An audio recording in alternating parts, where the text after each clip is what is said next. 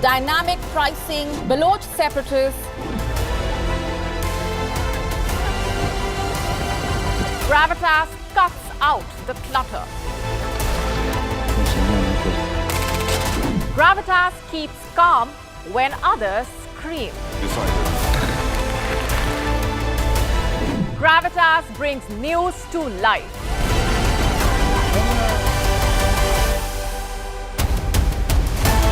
Weekdays, 9 p.m. IST, 3:30 p.m. GMT. Gravitas. Seeing is believing.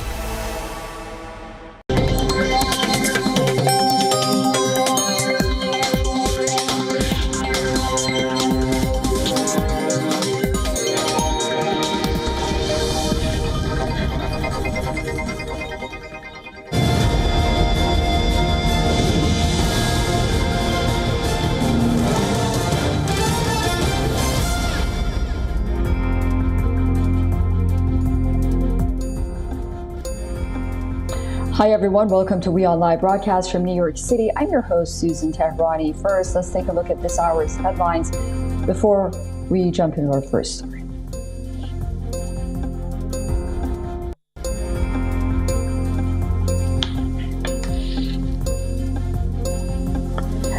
Protesters set parliament buildings on fire in Kenya, storming the complex where lawmakers were debating contentious tax hike proposals, which have sparked widespread anger in the country. Many were wounded in police firing.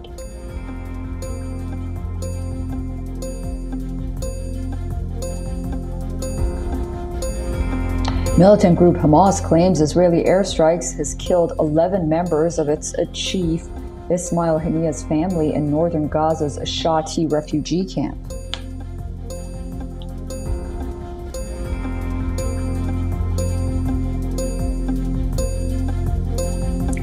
International Criminal Court issues arrest warrants against former Russian Defense Minister Sergei Shoigu and leading Russian General Valery Gerasimov for alleged crimes committed during Russia's invasion of Ukraine.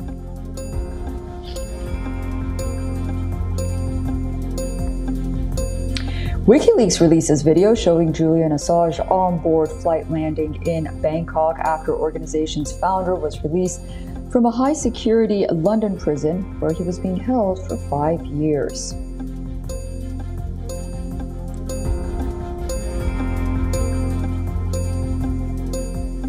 Kremlin says that it's preparing for Indian Prime Minister Narendra Modi to visit Russia in the near future, however declines to give a specific date.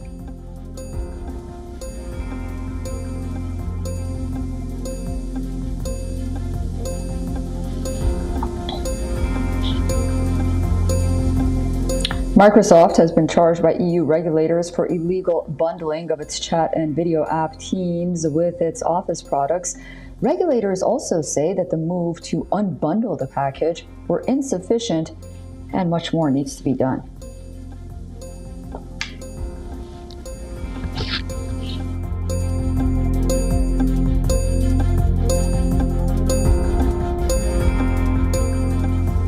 Former U.S. President Donald Trump's key advisors have presented him with a plan to end Russia's war in Ukraine if he wins the presidential election, scheduled to take place later this year. According to retired Lieutenant General Keith Kellogg, the strategy involves pressuring Ukraine to enter peace talks by threatening to withhold U.S. weapons and warning Russia of increased U.S. support for Ukraine if they refuse to negotiate. Fred Fleitz, another advisor to Trump, said, and this is a quote, "I'm not claiming that he, meaning Trump, agreed with it or agrees with every word of it, but we were pleased to get the feedback we did." Some experts have expressed concern that the plan by Trump's advisors could give Moscow the upper hand in talks. Trump spokesperson Stephen Chung said only statements made by Trump or the authorized members of his campaign should be deemed official. Trump has repeatedly stated that a top priority in his second term will be to quickly negotiate an end to the Russia-Ukraine war. Trump's spokesperson also said, and this is a quote, "The war between Russia and Ukraine never would have happened if Donald Trump were president. So sad."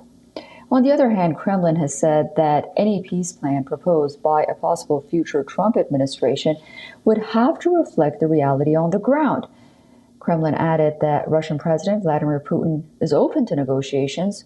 Russia invaded neighboring Ukraine in February of 2022, and since then, tens of thousands have died on both sides, making this the bloodiest fighting in Europe since World War II. The U.S. has spent more than $70 billion on military aid for Ukraine since Moscow's invasion. President Biden has consistently pushed for more Ukraine aid and his administration's support eventual ascension to NATO. Earlier in June, Biden and Ukrainian President Volodymyr Zelensky signed a 10-year bilateral security agreement. Putin said this month that the war could end if Ukraine agreed to drop its ambitions to join NATO and hand over eastern and southern provinces claimed by Russia. All right, for more on this, we are being joined by Peter Kuznick, professor of history and director of the Nuclear Studies Institute at American University, for more analysis on this story. Peter, thank you for joining us again on WION. So the likelihood of former President Donald Trump pushing for these strategies that his advisors are talking about regarding Ukraine and Russia, what are the likelihood, and do you think that he might take this advice if he does become president? Well, you have to remember that Trump is rather unpredictable. However, this plan does seem to be in line with a lot of things that Trump has said. Trump has criticized the war from the beginning and criticized the U.S. support for Ukraine. Trump also has been saying recently that Putin was provoked into doing this by NATO expansion up to Russia's doorstep and by the prospect of Ukraine joining NATO. So this plan that's been put forward is not that out of the box compared to what others have been calling for. Putin himself has been calling for something along these lines, although Putin's demands are a little more expansive. But there's also a recent plan put forth by Xi Jinping and by Lula from Brazil, a 10-point plan, which is along these lines: freeze the battlefield where it is, no Ukraine into NATO, and sit down and negotiate an enduring peace, which includes security guarantees for Ukraine. So could Trump do this? Yes, this is certainly within the realm of possibility for Donald Trump.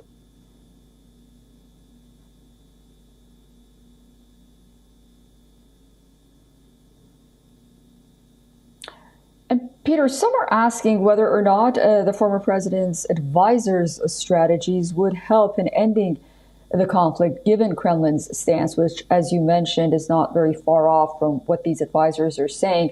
Or do you think that the two sides would lean more towards that Chinese and Brazilian plan? I think that what we need to do is get them to sit down and talk. They need to negotiate. What's missing right now is any semblance of diplomacy. And so we need to get them in the room together, let them hammer out a final agreement, or at least a ceasefire and an agreement for the near future. The killing is going on, the destruction is going on, and the threat of a broader war is growing by the day, with the use of Ukraine's use of U.S. weapons to attack in Crimea, and the counter position by Putin and his top advisors. We are getting closer and closer to World War III. So there has to be a sense of urgency. I don't want to see us wait until November or January. If Trump got elected and got into office, we might not even be here by then. So we need to sit down and negotiate now. We need Guterres to set up a summit meeting and peace negotiations, and we need to get to the negotiating table as quickly as possible. But the irony, and I think it's important to point out, while Trump, in my opinion, is more reasonable when it comes to Ukraine, he's more of a hawk than Biden is when it comes to supporting Israel or when it comes to his anti-China policies. So he might actually be a step in the right direction and a voice of sanity and reason when it comes to Ukraine. But I see him as being even more dangerous when it comes to supporting Israel blindly and when it comes to attacking China. So what we gain on one front, we might lose on the other two, but we need to move quickly toward diplomacy on Ukraine. And as Trump's advisors seem to be urging that. Mm-hmm.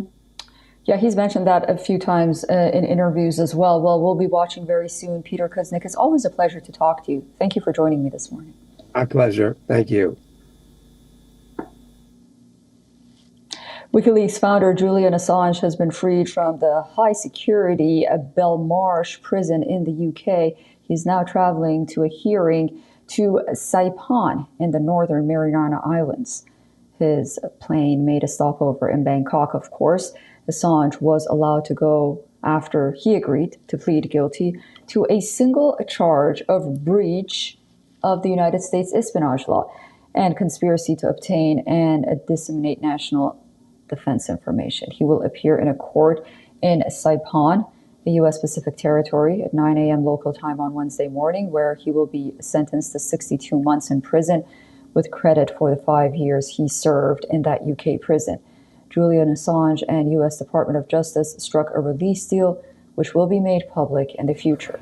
This implies that the WikiLeaks founder could return to his native homeland, Australia, ending a years-long legal battle.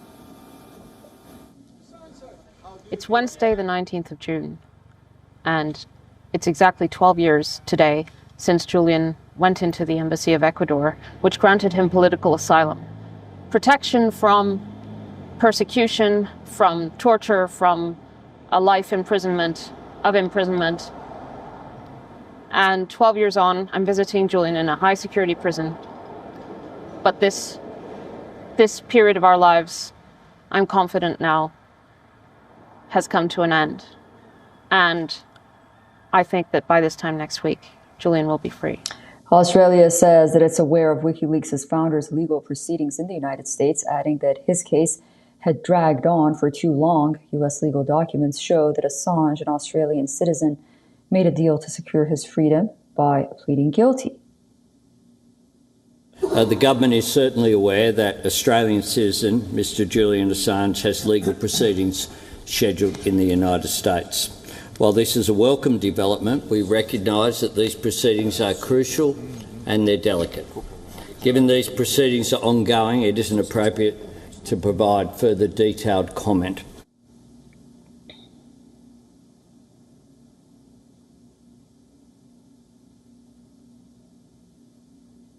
In a statement, WikiLeaks announced on social media X that Julian Assange is free. He left Belmarsh Maximum Security Prison on the morning of June 24th after having spent 1,901 days there. It further said that this is the result of a global campaign that spanned grassroots organizations, press freedom campaigners, legislators, and leaders from across the political spectrum, all the way to the United Nations.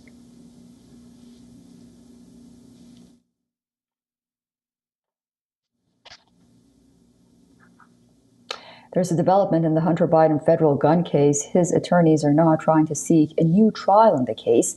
The move comes 2 weeks after a jury found him guilty of lying about his drug use while purchasing a gun back in 2018.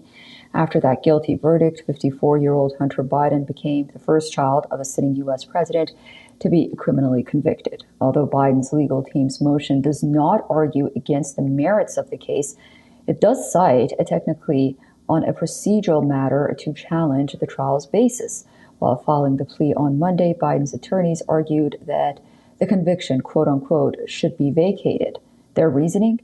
Because the trial began without a quote unquote mandate from the appeals court allowing the trial to proceed. For the benefit of our viewers, a mandate is the document by which an appellate court formally notifies a lower court of its decision. Hunter Biden was found guilty of all 3 criminal counts on June 11th. All 3 criminal counts are a consequence of Biden's purchase of a revolver at a Delaware gun store in October of 2018. He was in the possession of the gun for about 11 days. After the course of a 7-day trial, prosecutors relied on his family members' testimonies and his text messages and memoir to convince jurors that he was an active user of crack cocaine when he bought that gun. On the other hand, his lawyer argues that he was in recovery at the time and did not consider himself as being an addict when he purchased the weapon. Hunter Biden faces another case in September in the U.S. state of California.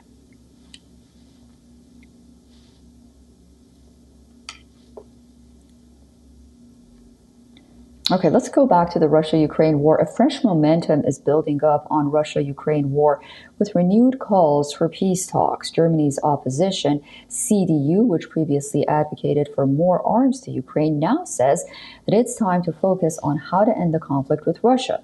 While French President Emmanuel Macron, a staunch Putin critic, says that he's ready for dialogue with the Russian leader as well. In what appears to be a significant shift, Christian Democratic Union CDU leaders and frontrunner to become Germany's next chancellor has suggested that it's time to seek a peace deal with Russia over Ukraine. Earlier, the leader of the center-right opposition repeatedly pushed Germany to provide more military aid to Ukraine to win the war. But on Sunday evening, he indicated that he would prefer to see a ceasefire. Until now, the country has provided or promised military assistance to the tune of $36.45 billion, thereby making it Ukraine's second largest backer after the United States. Meanwhile, French President Emmanuel Macron has said that he's open to continuing dialogue with Russian counterpart Vladimir Putin. Speaking on the Generation Do It Yourself podcast, the French leader pointed out that he believes in the power of dialogue, adding that he would discuss with